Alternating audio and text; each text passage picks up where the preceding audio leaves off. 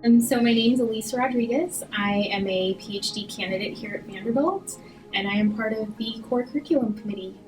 So my name is Jared Nordman. I'm an assistant professor in the Department of Biological Sciences here at Vanderbilt. My name is Kai Gracie. I'm a fifth-year PhD candidate in cell development biology here at Vanderbilt University. My name is Julio Ayala. I am currently an associate professor in the Department of Molecular Physiology and Biophysics at Vanderbilt. Interestingly, I have a long history with this department and with Vanderbilt. I was a IGP student starting in 1997. The committee was assembled to just reevaluate the overall curriculum for the IGP program.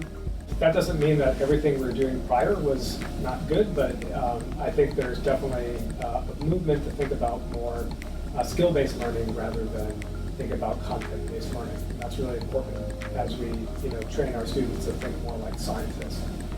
The curriculum hasn't been revised in over 10 years, and so we understand that science is changing and that the content of science, there is so much available that the focus now needs to turn to the skills that are necessary to be a successful scientist. So this is a way where students can engage with the content, both reflecting, questioning, asking each other about solving a scientific problem, and that problem will be based around scientific education and content that you usually get out of a lecture base, but now we're going to fully engage the students into solving these problems. And that directly mimics what will happen in a laboratory setting. We really wanted to make sure we made something that paid tribute to the founding of IGP as a whole, and was going to still take into consideration the fact that we have such a wide breadth of backgrounds of our students. It took well over a year to get all this in place, but our plan is that in the fall of 2021, we will have this curriculum in. This was a great opportunity to just be bold and try to implement something that is really to the benefit of the students and not follow the tried and true didactic, sit in a room, learn a bunch of material, take a test, and move on, and really take the time to teach students how to think like a scientist, how to design experiments like a scientist, how to look at the literature and evaluate it critically.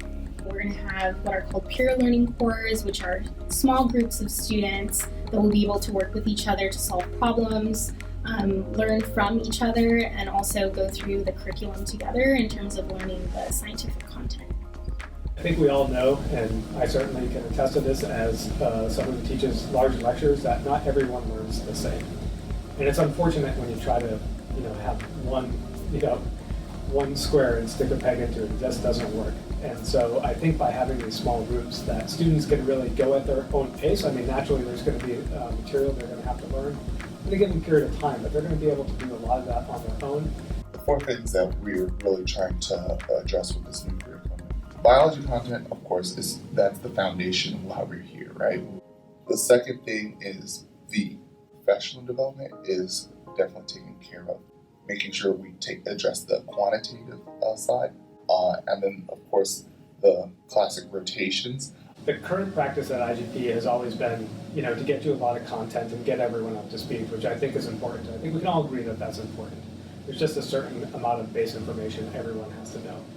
But I think what we realized we could do better is to organize that material into more digestible units, which we're calling blocks. It's going to be a mix between short lectures as well as small group problem sets, and then sort of like another gathering where we'll be able to hear about the modern techniques that are used within this first topic.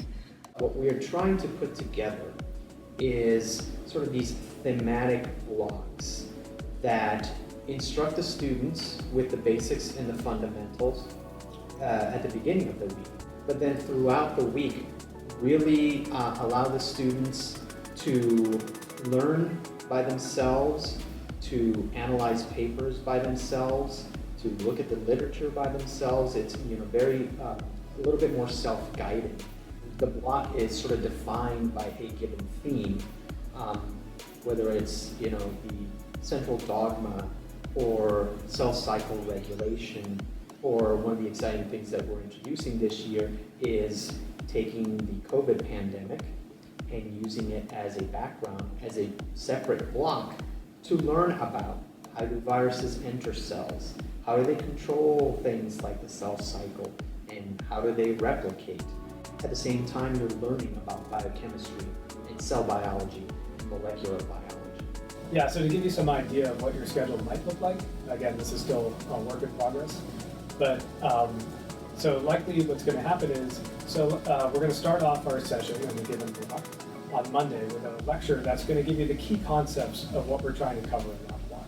And that large lecture will be led by an expert in the field. And then on Tuesday, you're going to break into small groups because you're going to be assigned papers to read based on that topic. You'll spend some time, you'll come together as a group and talk about the paper, just peer-to-peer, to make sure everyone's on the same page. And then a faculty member will come in and take you through the discussion of that paper and make sure that we cover all the key concepts and that you have a true understanding of that paper. Now on Thursday, you'll be assigned a second paper, related to the topic that you're learning about in that given block. And then finally on Friday, you'll come back and wrap up that week's theme, again, with an expert in the field who will hopefully lead you through, what the most exciting things that are happening in that field right now. And you've had that whole week to digest it and really think about it. I forgot Wednesday. So, integrated into learning all these concepts will be, professional development. And professional development is a critical aspect of your growth as a scientist. There is an intentionality behind every student. So everyone is here in graduate school for a reason. And professional development and wellness really brings out what that reason is in terms of, okay, what is your next steps after your PhD? What skills can we provide with you during your PhD time to make sure that you reach that goal of graduation? And so professional development will cover self-care techniques, we'll go through how to work through maybe some challenging times during graduate school, which resources are available at Vanderbilt, as well as community building within your cohort of students. So there'll be facilitators for all of these discussions, as well as bringing in experts in the field. We're seeing now that applying quantitative approaches to biology is an essential component of many areas of research. Science is evolving. Big data, computer skills are absolutely necessary in the science world. So by training our students now with computer programming and statistics, that will allow them to move into new science endeavors that in the past were not possible just because the technology has been so much more improved. Whether it's statistics or coding or handling multiple omics platforms that involve strength in quantitative biology. This is the present and this is the future of biology in many different fields. That's going to be really instrumental for your future because I think no matter what lab you join, there's going to be some aspect of quantitative biology or some aspect of bioinformatics, coding that you're going to need to do to really take your project to that next level. So right at the start of the curriculum, the students will be introduced to a biostats class, which will be great for the start of reading papers, which they'll also be doing in the curriculum. And then once they move into the lab, those stats skills will also be necessary. They'll have some Python programming as well as early on into the semester. And then in the spring, they'll have a complete quantitative biology course. So this is where they'll really be able to sit down and go through their computer programming skills and work through different modules. It's not something that you need to be afraid of for those that maybe haven't engaged in quantitative biology and computer programming before. It's really doable. And so I think the way you're going to see that you're going to be instructed, in this area is going to be, you're going to get naturally some lecture-based material, I'm sure, but then you're going to have lots of hands-on instruction where you could, basically learn by doing. One thing I'm just super jazzed about is changing the rotations to 4 one-month rotations. okay? And so I can tell you that, well, one, I think rotations are critical. So it's really important that you find the right fit. And I think having 4 rotations is the optimum number to make sure you cycle through enough labs that you can find the right fit. And then also make sure that, maybe if you think a lab's right and in the end you decide it's not right for you, that you have another option that's going to be a really solid option. So I think maintaining 4 rotations is really important. And now, the idea of shortening the rotations I think is really cool, because I think you'll find when you're here that it really only takes a couple weeks to know if the environment and the science is right for you. And from a professor's perspective, it really only takes me, 2 to 4 weeks to know if that person's a good fit in my lab. And so I think, having a longer rotation really isn't the most efficient use of time, particularly since a lot of that rotation you're spending doing coursework. And so you can't really dive deep into the rotation as much as you want to because you're caught up doing a lot of coursework. So it sets up this conflict. Our rotations will be starting later in the year than in the previous IGP program. And so this will allow students to not have to worry about balancing lab work with classwork. They can transition into coming to Vanderbilt and focus on their coursework first. And then later on in the semester, they'll begin their rotations at the same time as having this new curriculum.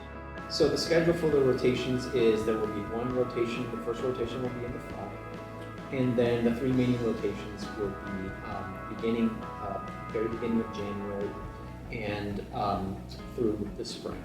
And then at the end of the 4th rotation, the students will make their selection of which one of the labs among those 4 rotations they want to choose for their thesis work. This has been a process that has been very successful in the IGP ever since its inception. And in the beginning of the semester prior to the first rotation, there are going to be orientations where the students not only get to learn about each one of the departments and programs, but also get to meet with or hear from faculty members in those departments and programs that are accepting students. What is the function of the rotation?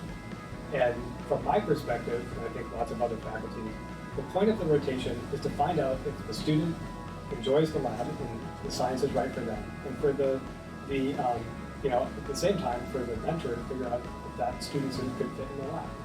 And really for me, that's the critical function of the rotation. And so if they go on too long, you can get into this gray area where, well, I've been here for 8 or 10 weeks, maybe I should have generated data that should be in a paper or something because I've been here for a long time. But now the problem is that since you're spending so much time doing your coursework, that it's really not like you're there for 8 or 10 weeks full time, right? Because you're only spending a fraction of your time in the lab because you're having to do all these other things. Another one of the reasons why we decided to start the first rotation a little bit later than what has traditionally been done in the IGP is several reasons. One, it allows the students time to settle in. Many students come here from outside of Nashville, and so it gives them the opportunity to really settle in to living in a different city. Gives them the opportunity to really interact with their peers, their classmates. But it also, and again, this goes back to one of the reasons why we try to separate the rotations from the coursework, is that we hope that by front-loading the coursework, because now the coursework really focuses on developing skills as a scientist, they will take all of those new skills, or maybe now refined skills, and really be able to apply them to their first rotation and to their second, third, and fourth rotations. Choosing between the more traditional curriculum and this new revised curriculum that we're going forward with is a big decision, because maybe you feel like you'd be more safe, but going to your PhD is not safe. Your PhD is not given to you. You take that, and so with that, every single day you come to school and you want to make sure you're as well equipped for the trials that lie ahead. You want the curriculum that is going to best prepare you for the future. We're giving you the tools to be successful in the lab as a graduate student, but then beyond, as a postdoctoral fellow or whatever career you may choose to do. We're giving you that foundation from the very beginning of the skill sets that you're going to need. I would absolutely join this program because I think, for me, the curriculum works. I love the rotations being separate. That's something I've always been a fan of. The IGP is a very supportive program. And so I think in some other larger umbrella programs, it might be easy for students to get lost. But I think in the IGP, you're going to find that there's lots of support. And there's lots of faculty members who truly care about the outcome of our students. We're heavily invested. And so I think this is a great program and certainly one that I would join. The people who are working now on this curriculum, the people who are working behind the scenes to make the IGP program work as a whole are all incredible people. And I will say that from everybody on my side that I have interacted with, worked with, we're all rooting for each and every one of you, and we know that we're going to make incredible PhDs, scientists, and we will go on and be successful after this stage.